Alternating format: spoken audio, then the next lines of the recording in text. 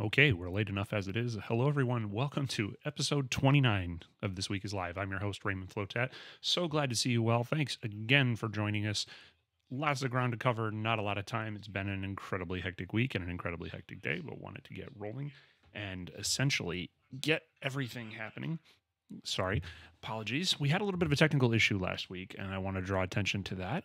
We basically have multi-camera array here. We have a couple of mixing boards, one for audio, one for video. We go out through an OBS broadcaster out to Twitch, and then we record that as we're recording it. And last week, again, for the second time in a couple months, we had a problem where effectively the entire video portion of the feed was goosed. So if you watch this live, you saw one frame every 15 seconds. So it looked like this, and then this, and then that.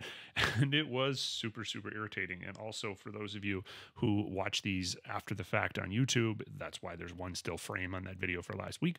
We're going to continue to work on this, see if we can find a technical solution. Hopefully this time internet bandwidth gods cooperate better than they did last week. Last week, right before I went on the air, everything was good. The live feed looked good.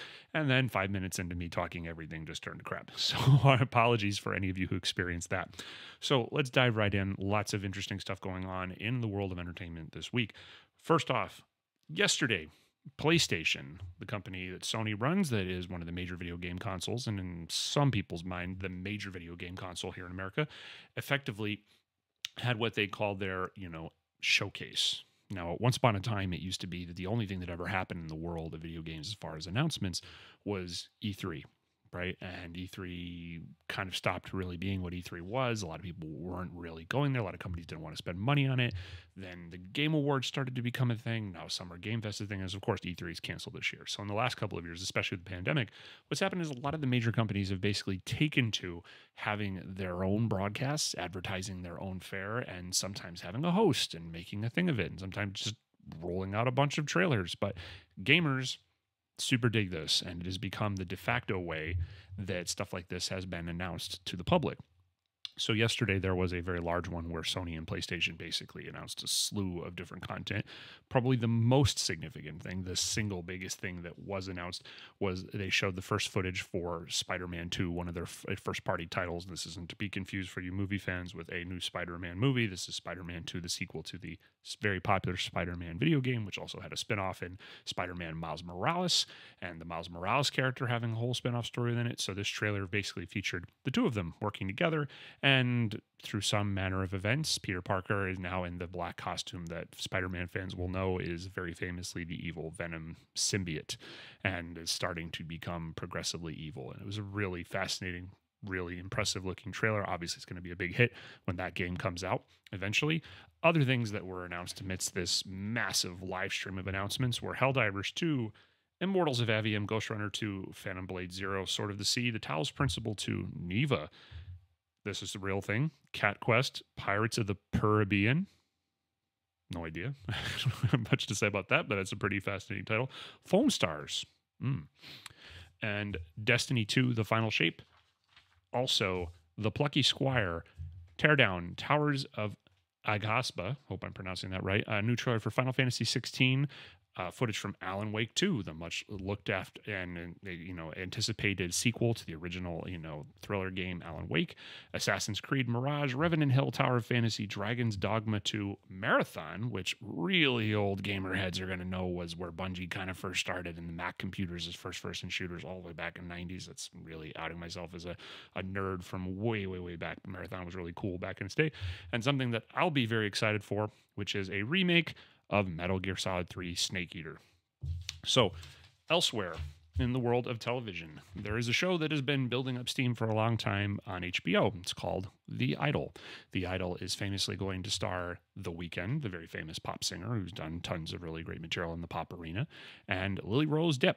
Now, this show has had its fair share of controversy, and it hasn't come out at all yet, and has been in the works for a very long time, been teased for a very long time, and is basically about, a perhaps somewhat failed pop star meeting a guy who essentially tries to revitalize her career, and has been teased from the first as being overly sexual. It's an HBO show, so of course they can go there the way network broadcast TV can't. And it has been teased of like an extreme don't want to say lewd because obviously that implies some kind of pejorative around nudity or sex and anything like that. I'm not trying to say anything like that in it, but an overabundance of it. Let's put it that way. And to the point that there are rumors of massive reshoots, massive sections of rewrites, things being done, even to some extent, alleged problems on set. And, you know, there was an insider report that Rolling Stone put out essentially indicating some of the problems that were coming from the show. And then The Weeknd, in very weekendy fashion, basically posted a clip from the show that no one had seen, where it featured his character and Lily Rose Depp's character talking with Sam Levy's character, who plays some kind of music industry publicist, and effectively where he's trying to make a case that, hey, she should do a piece with Rolling Stone, and him basically spurning Rolling Stone and saying no one reads Rolling Stone, no one cares about Rolling Stone. And they basically posted that, you know, with like the "why you mad, bro" kind of comment. And essentially the news that's coming out of this was shown at the Cannes Film Festival, and various reports had the reaction from the audience being relatively polite. You know, I don't know how to really judge such a thing like that. If people applaud for anything you do, it's probably a good thing, but essentially being, you know, polite applause in the respect of the, you know, showing of what they had to show. And in the aftermath of that, basically having a handful of reviewers come out and review it, and it coming out with the first 11 reviews with a whopping 9% on Rotten Tomatoes. Now, that'll obviously come up quite a bit, and as of press time from the point that the story broke to now, right before I got on the air, that number's jumped up to 27%. But if you pay attention to Rotten Tomatoes and average aggregate scores, holy cow, that's not great. That's not great. And amidst the various things that have been said, one quote coming from Collider having one of the chances to write about what they saw was, how can a show with so much nudity, sex, and eroticism be so bland? Now, we haven't seen it. We'll reserve our commentary for when it actually comes out, and we'll certainly talk about it on the show because we talk a lot about the big HBO shows. HBO has a really great creative department, and, you know, look, The Weeknd's been a great town as far as music. It should be interesting to say the least, but we'll see. You know, we'll see if it's any good. In addition to The Weeknd and Lily Rose Depp, the show also stars Troye Sivan, Eli Roth, Hank Azaria, Jenny Ruby Jane from Blackpink fame, and Dan Levy, as I mentioned before. Now, for those of you that are big fans of Netflix, a lot of you probably have been very used to for a long time sharing Netflix passwords and being able across families, households, friends to basically have one person be paying, maybe even a few people chop up the cost of it. Well, Netflix is determined to put an end to that. And that's starting to happen already. So essentially, what's going to happen is they're going to institute a new system to try to be aware of when somebody is watching outside of where your home base is. So you're going to have to declare a home base within this, and they're going to basically, if they see somebody that's not you using it, it's a little murky as far as how that is going to play. And it sounds like they may thwart people who are not a part of like a registered household, that aren't a part of the household that they know is where the account holder is, the primary account holder, the primary address for the account holder, that they may thwart that access. And it sounds like, at least according to The Verge, as far as press time when the story was basically coming through, that people who are paying the regular standard plan for $15.49 will have the option of granting one additional person access to the account.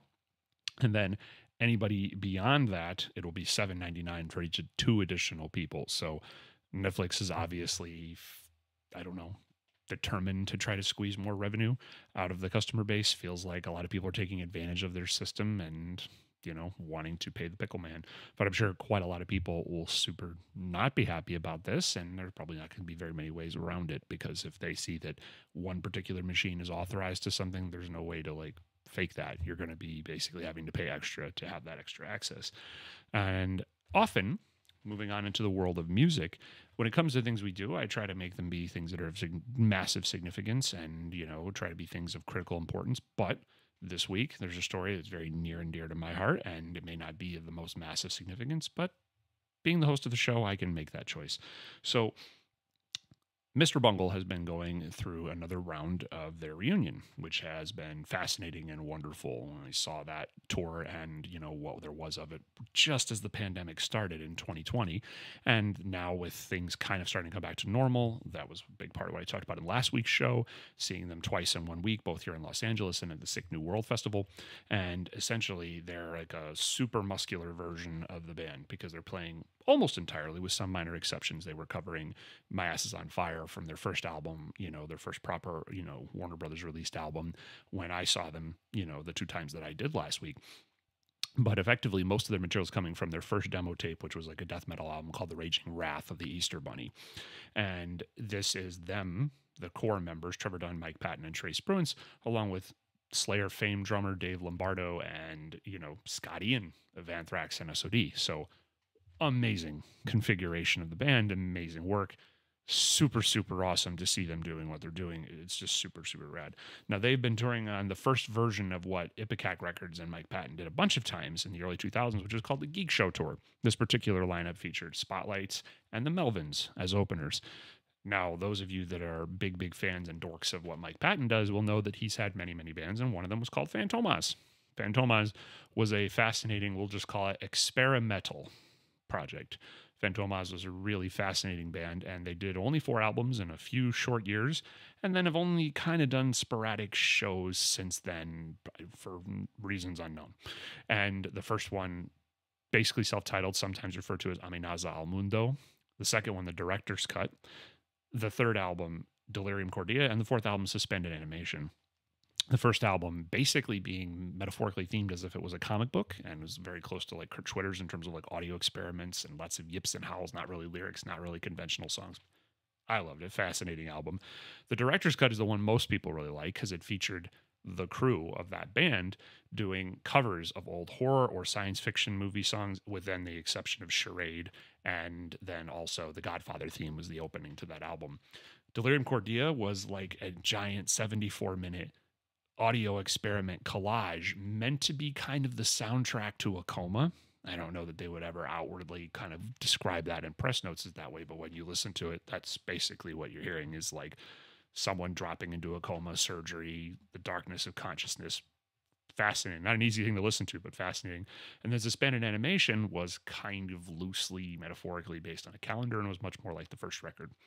So the 4 players in this band, as the kind of the dawn of Ipecac Records and Mike Patton's record label, were Mike Patton, Trevor Dunn, the bassist from Mr. Bungle fame, King Buzzo, or Buzz Osborne, as he's commonly known, from the Melvins, and then Dave Lombardo from Slayer. And the shows they did behind that stuff in the early 2000s, some of my favorite shows I've ever seen. Amazing, amazing stuff. And so since the Melvins were touring with Mr. Bungle, and since basically Trevor Dunn, Dave Lombardo, and Mike Patton are all in Mr. Bungle anyways, all it took was King Buzzo coming on stage to perform with them, and then you have yourself a Fantomas reunion. So as a part of this show and the other night that they did, as they were doing the last stop in this little tour that they did kind of revolving around Sick New World Festival, mostly West Coast dates on this one, essentially that they first did a cover, well, they did a rendition of Sudden Death from the Raging Wrath of the Easter Bunny album with Buzz Osborne joining them on guitars, and then they did their famous cover of Henry Mancini's Experiment in Terror. Really, really fascinating stuff. If you've never heard the original version of the song, I highly recommend you check it out. And then to end off in the world of music on very, very sad news, which I'm sure most of you have heard about by this point, Tina Turner has passed on, known by many to be the queen of rock and roll and kind of just a generally well-regarded human in all ways, shapes, and forms. Got her career early in 1957 with what eventually became her husband, Ike Turner, as a part of his band, and then eventually, rebranded as Ike and Tina Turner. And, probably the big breakout hit most people know them as, and knew Tina as in that early phase, was their cover of Creedence Clearwater Revival's Proud Mary, and then very famously documented problems of alleged abuse within their relationship, the dissolution of their marriage, and then ultimately Tina becoming a massive solo star like she always deserved to be, and her biggest hit being What's Love Got to Do With It, that came in the early 80s. Well, unfortunately, Tina Turner passed away the other day at the age of 83, and somewhat of a cryptic announcement from her team and her representatives, and is all is really being said thus far is an undisclosed illness. And she passed away at her home in Switzerland, and later they've issued statements saying it's natural causes. So, I don't know that there's any good way to go, but, at least there's some solace in that for her family, her fans, and effectively just one of the most well-liked and well-revered people that music's ever had. I mean, it's hard to give up a title like Queen of Rock and Roll, but she certainly deserves it. So rest in peace, Tina. And, that music will live on essentially forever. No one will ever stop loving the great stuff that she was always a part of. And just what an incredible firecracker of a performer. If you haven't seen footage of what she was capable of, going all the way back to the 60s and then all the way up through the 2000s, do yourself a favor and take a look, because it's pretty impressive shit. And then for our story today, I just wanted to talk about time. Not time in the existential crisis sense of things, not the, what does it all mean and how does it all be balanced, but just time management in terms of life and living. And this is one of the things, and what has been a positively manic couple of weeks for me here. It's been one of those great lessons in letting stuff go.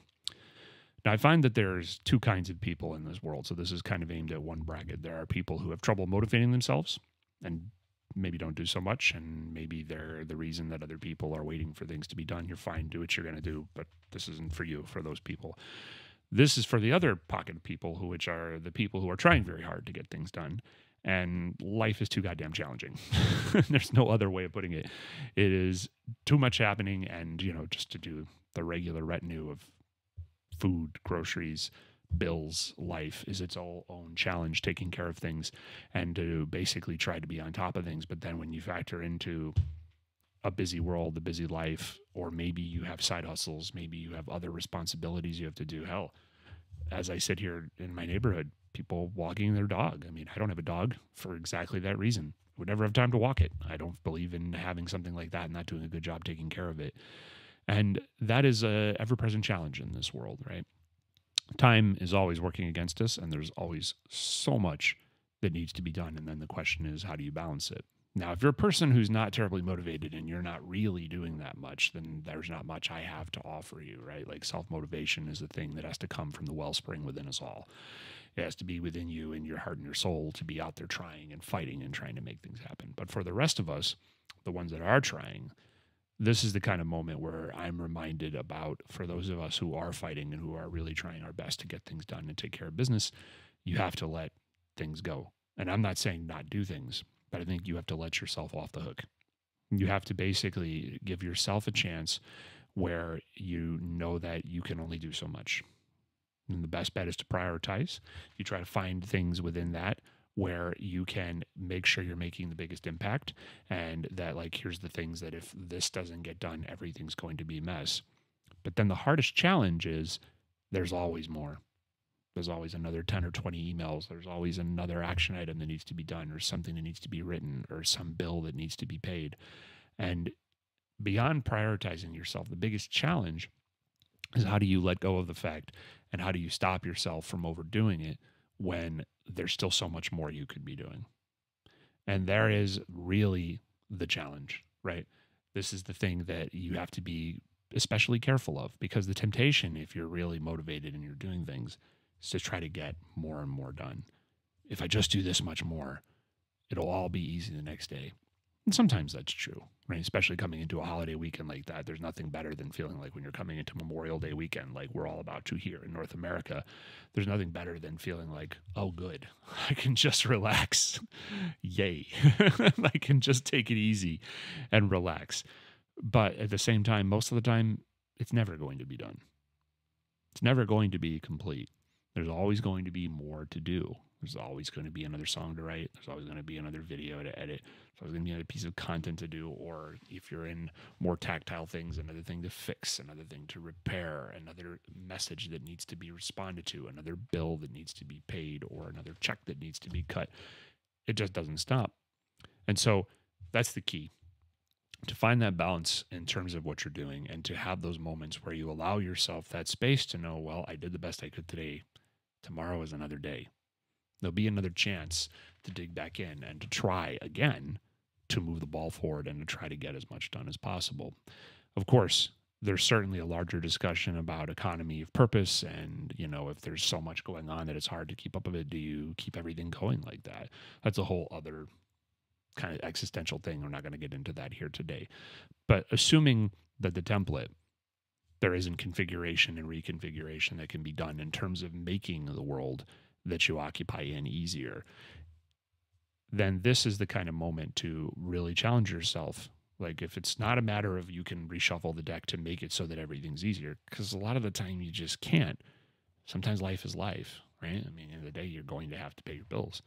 Doesn't matter what you do, you're going to have to find some way to live and thrive and feel comfortable, really, because that's the most important thing. It's less about what money do you have in the bank and what does it do for, having prosperity. It's more about just, are you good with where you are? And if you're having to fight for that, then the key is you have to be able to shift that gear and let go, to give yourself the space to know, I'm okay. I did what I can. Tomorrow we'll do more. Just try to keep doing the best that you can with it. Organize and prioritize yourself, but mostly set yourself free in that moment. Because if you were one of those folks who doesn't terribly motivate and doesn't do too much, well, then, the problem is that you're never really getting anything done. But if you're like me and you're the kind of person who is always getting things done, it's not a problem of getting things done. It's a problem of stopping. It's a problem of, there's 19 more things that just came in the last 20 minutes. You can't do everything.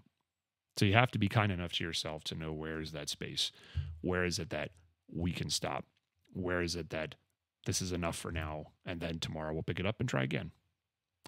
So that is all for episode 29 of This Week is Live. I know I've been saying for a while we've got something fun that we've done. This video package that's going to come through. It's not done yet. We'll have it soon, hopefully within days. And it's what I mentioned is it is a part of Kid Koala's Creatures of the Late Afternoon, and we filmed a fun session with a bunch of people from Mixdown where we played it and listened to the album, and we're going to have a fun thing for that. You'll see it up here on Twitch. You'll see it on our YouTube. You'll see pieces of it in our socials. We've also got a ton of video content that's firing out now across all of Mixdown socials. So if you don't follow us on Instagram or Twitter or Facebook or on YouTube, it's Mixdown Video, but every other social, it's at MXDWN.